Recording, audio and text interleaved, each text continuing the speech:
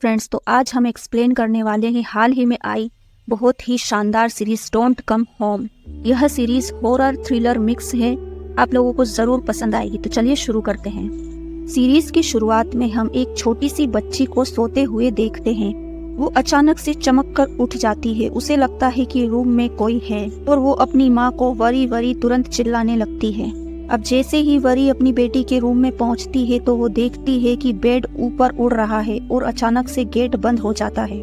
मिन कोशिश करके अपने बिस्तर से नीचे उतरती है, मगर तभी उसके सामने एक साया सा आता है और यहाँ मिन जोर से चिल्लाती है और सीन यहीं पर कट हो जाता है। इसके बाद हमें कुछ समय पहले का सीन दिखाया जाता है, जहाँ पर हम वरी को बैंकॉक में अपने पति युथोचाई के साथ देखते हैं। वरी का हस्बैंड उसे बहुत ही ज्यादा मारा पीटा करता था। इसी रीजन से वो अपने पति को छोड़कर अपनी बेटी को लेकर बैंकॉक छोड़कर अपनी माँ के घर टाकोपो आ जाती है। उस घर को उसके परदादा ने 1932 में बनवाया था। यहाँ हम वरी के हस्बैंड को समझ पाते हैं। इसका मतलब कि वो बहुत ही पावरफुल इंसान था, क्योंकि जब वरी कार में पेट्रोल डलवाती है तो वो अपनी बेटी मिन को कार में छुपे रहने के लिए कहती है। वो नहीं चाहती कि उसकी बेटी की फोटो सीसीटीवी कैमरा में कैद हो और उसे कोई देख भी ना सके। इसके बाद वरी एक मॉल में जाती है और बहुत ही डरते डरते वो कुछ सामान खरीदती है। वहाँ भी वो अपने आप को सीसीटीवी कैमरा से खुद को बचाने की कोशिश करती है। आगे रास्ते में चलते चलते युथोचाई ने वरी को बहुत बार कॉल करने की कोशिश की, मगर वरी डरते हुए उस फोन को रास्ते में ही फेंक देती है। रास्ते में उसे नींद भी आती है, मगर वो वही रास्ते पर गाड़ी रोक कर सो जाती है और फिर से वो चल देती है। वरी अब अपने घर पहुँच जाती है। यह घर घने जंगलों के बीच था। इस घर का नाम जरूकानंद था। यह घर काफी ज्यादा पुराना था और उस घर के आसपास कोई भी नहीं रहता था। वरी अपनी बच्ची को लेकर इस घर में एंट्री करती है। वरी के अंदर जाते ही हम झूमर वाली वायर को देखते हैं, जहां से कभी शायद झूमर जमीन पर गिर गया होगा।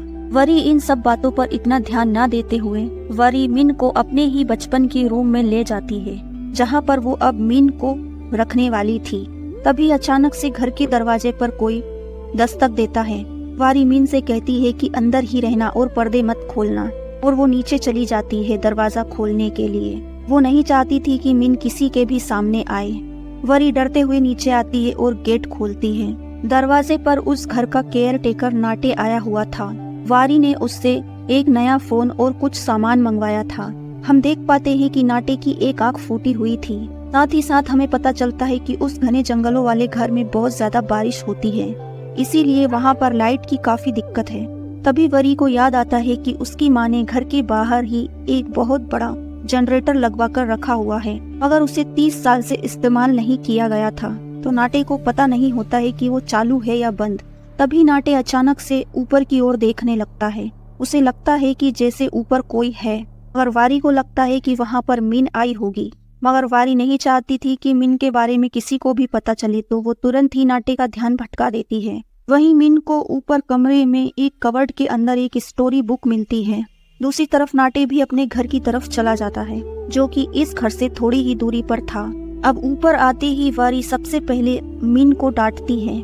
वारी सोचती है कि अगर मिन को नाटे देख लेता तो दिक्कत हो जाती, पर चौंकाने वाली बात तो यह थी कि मिन तो अपनी जगह से उठी ही नहीं थी। वहीं मिन अपने माँ के व्यवहार को देखकर थोड़ा बुरा फील करती है, क्योंकि उसकी माँ ने उसे बेवजह डांट दिया था। फिर वारी अपने साथ जो सामान लाई थी उसे जल्दी से रख देती है। हम वरी की बैग में एक गन को भी देखते हैं, जिसे वो जल्दी से एक ड्रॉर में रख देती है। उसके बैग में हमें ढेर सारे पैसे भी दिखाए जाते हैं, जिसे वो सूटकेस सहित बेड के नीचे रख देती है। अब वरी बाथरूम में जाकर अपने फेस पर लगे हुए मार्क्स को चेक करती है, जो कि उसके अब्यूजिंग हस्बैंड के द्वारा दिए होते हैं। तभी हम सामने लगे हुए शीशे को देख पाते हैं, जो कि टूटा हुआ था, जो कि शायद 30 सालों से नहीं बदला गया था। ध्यान से देखी थी उस पर ब्लड भी लगा हुआ था, और ये खून के दाग यहाँ कैसे आए इसके बारे में हमें सीरीज में आगे पता चलेगा। वहीं वरी अपने कंधे पर किसी के हाथ महसूस करती है और वो डर जाती है। अब रात में बारिश हो रही होती है। मिन अपने घर में घूम रही होती है और वो घर में घूमते घूमते एक रूम के पास आ जाती है, जिसमें ताला लगा हुआ था। तभी वहाँ पर वारी आ जाती है। तब हमें पता चलता है कि वरी की माँ उसे कभी भी उस रूम में नहीं जाने दिया करती थी, और उसे आज तक पता नहीं है कि उस रूम के अंदर आखिर है क्या। और वे दोनों यहाँ से चले जाते हैं डाइनिंग टेबल पर। जब वे दोनों खाना खा रही होती है तभी अचानक से लाइट चली जाती है और उसी समय मिन को वरी के पीछे एक बहुत ही भयानक सा साया दिखाई देता है, जिसकी आंखें सिर्फ लट्टू की तरह लाल चमक रही थी। उसे देखने के बाद मिन बहुत ही ज्यादा डर जाती है, मगर वारी को लगता है कि ये सब सिर्फ मिन का वहम है। फिर वो मिन को संभालती है। फिर मिन और वरी दोनों बाहर जनरेटर रूम में आते हैं और वो लाइट चालू कर देती है। और जब वापस आने के बाद जब वे सोने के लिए जाते हैं तो मिन वारी से उस स्टोरी वाली बुक से स्टोरी सुनाने के लिए कहती है, जो कि उसे सुबह कबर्ड से मिली थी। तब वरी उस बुक को पढ़ने लगती है। मिन को उस घर में बिल्कुल भी अच्छा नहीं लग रहा था, क्योंकि वहाँ पर वो कार्टून्स नहीं देख पा रही थी, नहीं वहाँ उसके कोई दोस्त थे। इसलिए उसकी माँ उसका मन भटकाने के लिए मिन के साथ छुपन छुपाई खेलने लगती है। वारी जाकर अपने बिस्तर में छुप जाती है। मिन ढूंढते हुए वहां तक पहुंच जाती है, मगर वो अपनी माँ को बिस्तर के नीचे चेक नहीं करती। इसलिए वारी चुपके से बेड के नीचे से निकलकर मिन के पीछे जाने लगती है। और उस वक्त हम देखते हैं कि मिन ने एक मास्क पहना हुआ था, जो कि पहले उसके पास नहीं था। अचानक से ही मिन एक रूम में जाकर ड्राइंग करना चालू कर देती है। ऐसा देखकर वारी काफी ज्यादा शॉक्ड हो जाती है। तब तक अचानक से ही वहाँ पर असली वाली मिन आ जाती है, जिसने मास्क नहीं पहना होता। अब यहाँ तो वारी कुछ समझ ही नहीं पाती। इसका मतलब ये था कि अभी मिन की माँ यानी कि वारी जिसका पीछा करते हुए यहाँ तक आई थी, असल में वो मिन थी ही नहीं। और वो रूम वारी की माँ पनिका का था, जहाँ पर पनिका का सामान भी रखा हुआ था, जिसके अंदर मिन को पनिका की कुछ फोटो और कुछ सामान मिलता है। उसको खेलने के लिए पेपर डॉल्स मिल जाती हैं, जिससे बचपन में वरी और पनिका खेला करती थी। मिन कहती है, मुझे भी इन डॉल से खेलना है। रात में सोते समय मिन को ऐसा लगता है कि जैसे कोई उसे देख रहा हो, अगर वहाँ कोई था नहीं। अब अगले दिन सुबह वरी को फिर से वापस वही मार्क्स वाली लड़की दिखाई देती है, मगर अगले ही पल वो बच्ची गायब हो जाती है। मगर वो इन बातों को इग्नोर कर देती है और मिन का मन बहलाने के लिए वो पास ही के बीच पर जाती है, जहाँ पर पनिका वारी को बचपन में लेकर जाया करती थी। इसी दौरान वरी नाटे को कॉल करती है और पूछती है कि कहीं उसके घर के आसपास कोई छोटी बच्ची रहती है, कहीं उनके आसपास किसी और का घर तो नहीं है, क्योंकि वरी और मिन दोनों को ऐसा लगता था कि उनके घर में कोई है। मगर नाटे के हिसाब से उनके घर के आसपास सिर्फ उसका ही घर सबसे पास था। जरूखाना हाउस में तो आसपास जो रहने वाले दूर वाले घर थे, उनके लोग तो उस घर में जाना भी पसंद नहीं करते थे, क्योंकि उनके हिसाब से वो घर हॉन्टेड था। नाटे की जानकारी लेने के बाद वारी कुछ सोचने लगती है। फिर वरी मिन को लेकर वापस घर आ जाती है। घर के बाहर आते ही मिन को ऐसा महसूस होता है कि जैसे उसे कोई उस पेड़ के पीछे से देख रहा हो।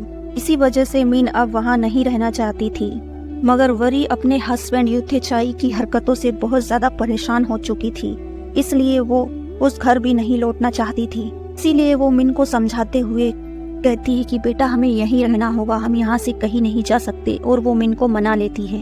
मगर इस वजह से मिन का मूड काफी ऑफ हो गया था, क्योंकि उसे इस तरह से रहने की आदत नहीं होती है।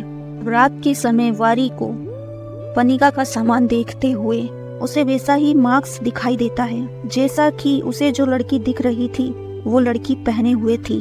अब वो उस मास्क को हाथ में लेकर कुछ सोच ही रही थी कि तभी मिन वहाँ आ जाती है, क्योंकि उसे अपने कमरे में डर लग रहा था। इसके बाद वरी वापस से अपनी मिन को संभालती है और उसके साथ खाना खाने लगती है। खाना खाते समय मिन को फिर से वही भयानक सा साया दिखाई देता है, जिसे देखकर मिन बहुत जोर से चिल्लाती है, मगर वरी को यहाँ कुछ भी समझ नहीं आता।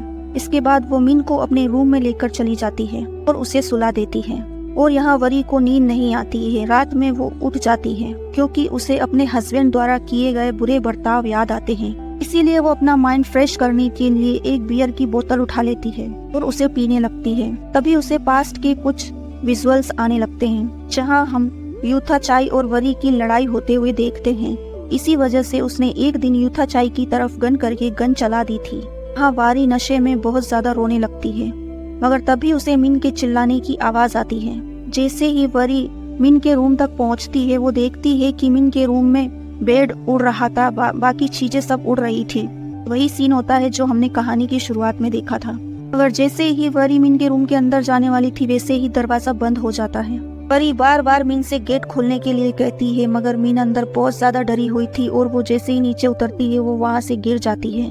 इसके साथ ही मिन के सामने अचानक से वो काला साया आ जाता है। के बाद ही अचानक से मिन उस कवर्ड के अंदर खींची चली जाती है, क्योंकि जैसे ही वो उसमें छुपने के लिए गई थी वैसे ही उसे उस कवर्ड ने अंदर खींच लिया। जैसे ही वरी अंदर आती है वो देखती है कि सब कुछ ठीक है, लेकिन मिन गायब है, यानी कि वो हवा में कहीं गायब हो गई। इसके बाद सीन शिफ्ट होता है एक प्रेग्नेंट लेडी ऑफिसर फा पर, जिसके पास कॉल आता है वरी का। उसे पता चलता है कि उसकी बेटी अचानक से ही कहीं गायब हो गई है और वो तुरंत ही वरी के घर पहुंच जाती है। वहां जाने के बाद सबसे पहले फा मिन की पड़ी हुई चीजों की फोटो खींचने लगती है, और जब फा वरी से मिन की फोटो मांगती है तो वरी के पास मिन की कोई फोटो नहीं होती, क्योंकि उसने अपना फोन फेंक दिया था, इसलिए वो फोटोज वगैरह लेकर नहीं आई थी। यही फा वरी से उसके हस्बैंड के बारे में भी पूछती है, मगर वरी उसे अपने हस्बैंड के बारे में ज्यादा डिटेल से नहीं बताती, जिससे कहीं न कहीं फा भी इस बात को समझ गई थी कि वारी अपने हस्बैंड से भागकर वहां आई है। ये दोनों मिन के रूम में पहुंचती है। फा देखती है कि मिन के रूम में सारा सामान इधर उधर फैला हुआ है, और फिर वरी उसको सारी बात बताती है कि कैसे ही अचानक से मिन के रूम में सारा सामान उड़ने लगा। जाहिर सी बात है, पुलिस इतनी आसानी से ऐसी सुपरनेचुरल चीजों पर भरोसा नहीं करती। थोड़ी देर में ही फा के पुलिस पार्टनर्स आ जाते हैं, जिनके नाम देही और ऑफ था। वरी से कुछ और सवाल जवाब करते हैं। अभी वरी कहती है कि मिन ने एक दिन पहले उस पेड़ के पास किसी को नोटिस किया था, मगर पेड़ के पास पहुंचते ही उनके कोई भी क्लू हाथ नहीं लगता। अचानक से फा की नजर वरी की ड्रेस पर जाती है, जिसमें ब्लड लगा हुआ था, मगर वरी कहती है ये मैं गिर गई थी मिन को ढूंढते हुए, कि वो कल रात मिन को ढूंढते हुए उस पेड़ के पास आई थी और यहीं पर वो गिर गई थी। कि उसे यकीन था कि मिन को इस पेड़ के पास किसी के होने का एहसास हुआ था, इसीलिए वरी को लगा कि शायद किसी ने वहीं से उसे गायब किया है। थोड़ी ही देर में वहां पर उस घर का नौकर नाटे भी आ जाता है। फा जिससे मिन के बारे में पूछताछ करती है, वही नाटे मना कर देता है कि उसने यहाँ किसी बच्ची को नहीं देखा। यहाँ पर तो पुलिस ऑफिसर फा और उसके साथी काफी ज्यादा शॉक्ड हो जाते हैं। वे सोचते हैं कि वरी ने मिन के बारे में किसी को बताया क्यों नहीं, क्योंकि उन्हें अभी तक पता ही नहीं था कि मिन कैसी दिखती है, सच में वारी के साथ आई भी थी या नहीं। इसलिए फा मिन की मिसिंग रिपोर्ट ऐसे ही फाइल नहीं कर सकती। तब वो वारी को अपना नंबर एक पेपर पर लिख कर देती है। कहती है कि जब वाकई में तुम्हारे पास तुम्हारी बेटी का मिसिंग होने का कोई प्रूफ हो तभी रिपोर्ट फाइल करें। पुलिस स्टेशन पहुंचने के बाद फा को कहीं न कहीं वरी की बातों में सच्चाई नजर आ रही होती है, इसलिए वो थे के साथ मिन के बारे में जानकारी निकालने के लिए उस पेट्रोल पंप और स्टोर पर जाती है जहां पर वरी गई हुई थी। पर उन दोनों जगह पर पता करने के बाद सीसीटीवी कैमरा में मिन नहीं दिख रही होती। वरी ने ही अपनी बेटी को बैक सीट पर छुपाया था, वो नहीं चाहती थी कि उसके पति को पता चले। इस वजह से ऑफिसर थे को लगता है कि वरी मेंटल अनस्टेबल होने की वजह से अपने आप ही ये चीजें इमेजिन कर रही थी, यानी कि वो कभी मिन को अपने साथ लेकर आई ही नहीं, और अब फा को भी ऐसा ही लगने लगा था।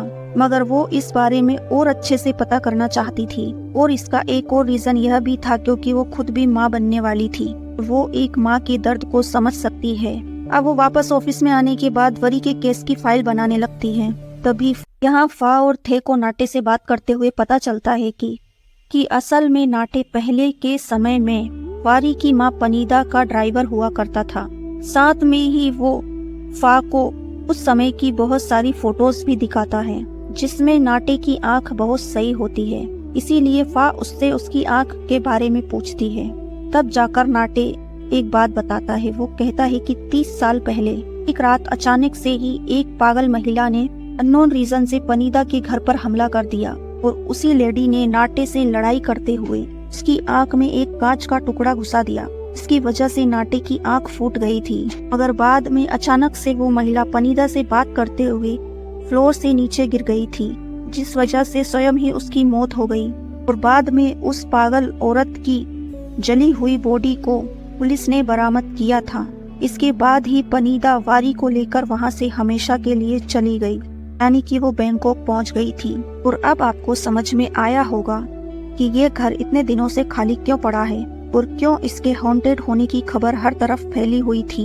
ऑब्वियसली बात है, वहाँ एक मौत हुई थी, यही बात यहाँ चारों तरफ फैल गई, और वारी का बैंकॉक में होने का रीजन भी यही था।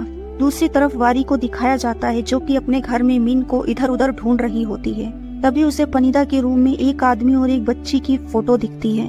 उसके बारे में वो कुछ सोच पाती फा वरी को कॉल करके पुलिस स्टेशन बुला लेती है, क्योंकि अब तक फा के पास मिन की फोटो आ चुकी थी। और उस तस्वीर को देखने के बाद वरी फा से पूछती है कि उसे वो तस्वीर कहाँ से मिली। तब जाकर हमें पता चलता है कि असल में वो तस्वीर मिन की नहीं बल्कि वारी की है, जो कि उन्हें नाटे की फोटो एल्बम से मिली थी। और इसका मतलब यही था कि शायद वारी मिन को लेकर आई ही नहीं। हो सकता है कि उसने शायद अनजाने में मिन को हार्म कर दिया होगा और उसके दुख की वजह से ही वो मिन को अपने ही बचपन के रूप में अपने पास महसूस कर रही हो। इतना सुनने के बाद वरी को याद आता है कि उसने युताचाई के ऊपर एक गन चलाई थी। अब वो सिर्फ युताचाई को डराने के लिए थी, ना कि रियल में उसने ऐसा किया। मगर उसने असल में गोली साइड में कवर्ड में चलाई थी।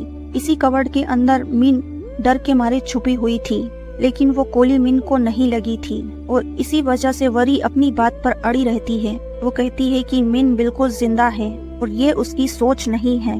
इसके बाद वरी अपने हस्बैंड को कॉल करती है ताकि फा उसके हस्बैंड से उसकी बेटी की फोटो मंगवाकर उसे कंफर्म कर सके कि हाँ, इनकी कोई बेटी भी है। अब यहाँ युताचाई को जब मिन के गायब होने के बारे में पता चलता है तो वो फोन पर ही वारी के ऊपर काफी चिल्लाता है, मगर अभी की सिचुएशन संभालते हुए वो मिन की फोटो सेंड कर देता है। जिसको देखने के बाद अब फा और थे को यकीन हो गया था कि सच में मिन गायब हो गई है और वो बिल्कुल वैसी ही लगती है जैसी कि वारी बचपन में लगा करती थी। और इसीलिए वो रात में ही पास के जंगल में ही फॉरेस्ट डिपार्टमेंट को पर लगा देती हैं। वे सभी मिन को ढूंढने लग जाते हैं, मगर काफी ढूंढने के बाद भी मिन उन्हें नहीं मिलती। और अब बारिश भी होने लगी थी और साथ ही साथ फा प्रेग्नेंट भी थी, इसलिए उसकी हालत देखते हुए वारी उसे अपने घर ले आती है। तब फा घर के अंदर घूमते हुए अचानक से उसी रूम को नोटिस करती है जिस रूम में ताला लगा हुआ था। इस रूम में पनीदा वारी को कभी अंदर नहीं जाने दिया करती थी और अब उस रूम को छोड़कर अब तक वारी सारे रूम्स को चेक कर चुकी थी। इसीलिए फा उस रूम के ताले को भी तोड़ देती है और वो देखती है कि वो रास्ता एक बेसमेंट की तरफ गया था और जिसे आज तक सीक्रेट रखा गया था। और ये दोनों उस बेसमेंट में उतरने लगते हैं। जब ये दोनों उस बेसमेंट से नीचे उतर रहे थे तब हम उसी साये को देखते हैं जिसे मिन हमेशा देखा करती थी। वो साया इनके पीछे होता है। उस बेसमेंट में उन्हें बहुत सारी मशीनें मिलती हैं। ये बात तो साबित हो गई थी कि उस जगह पर पनीदा ने एक प्राइवेट लैब बनाई हुई थी। इसकी मशीनों को किसी ने तोड़ा हुआ था। साथ ही साथ जमीन पर ढेर सारा सूखा हुआ खून भी था और कांच के टुकड़े पड़े हुए थे। यहाँ ये सब चीजें देखकर फा और वरी को कुछ भी समझ नहीं आ रहा था कि यहाँ पर आखिर है क्या, क्योंकि वरी काफी छोटी थी जब ही उसकी माँ उसे बैंकॉक लेकर पहुँच गई थी। उसे इस बारे में कैसे ही पता होगा। तभी उन्हें एक और मशीन दिखाई देती है जिस पर कपड़ा ढका हुआ था, जिसे वो जैसे ही उस कपड़े को हटाते हैं वो देखते हैं कि ये काफी बड़ा लैंप बोर्ड था जहाँ पर इंसानों को डालकर एक्सपेरिमेंट किया जाता था। और उसके अंदर ही शायद किसी इंसान को रखा गया था जिसने उस गिलास को तोड़ा था और उसी के चलते वहाँ पर वो गिलास के टुकड़े और खून है। ये सब देखकर वहाँ पर और भी काफी सारे पुलिस वालों को बुलवा लेती है और सब जगह पर सही से चेकिंग करने लगती है। अब उन्हें उस लैंप के ऊपर ब्लैक कलर का कुछ धब्बा सा दिखता है और बिल्कुल वैसे ही गोल धब्बे घर के ऊपर तक जा रहे थे कि शायद कभी उस लैंप से निकलने वाले धुएं से बने होंगे। ये काला धब्बा उस रूम में भी था जहां मिन अचानक से गायब हुई थी। पर इन सबको देखने के बाद भी किसी को कुछ समझ नहीं आ रहा था, मगर ये कंफर्म हो चुका था कि ये सारे मार्क्स पनीदा के समय ही आए होंगे, क्योंकि पिछले 30 सालों से तो वैसे भी उस जगह पर कोई नहीं आया, क्योंकि वो लोक पड़ा हुआ था। यानी कि 30 साल पहले जारुकानंद हाउस के पहले कुछ ऐसा हुआ था जो कि बहुत ही भयानक था और इन्हीं राज को हम इन वीडियोस के अंदर समझने वाले हैं। घर की चेकिंग करने के बाद फा अब डॉक्टर के पास पहुंच जाती है क्योंकि उसे खुद का चेकअप करवाना था।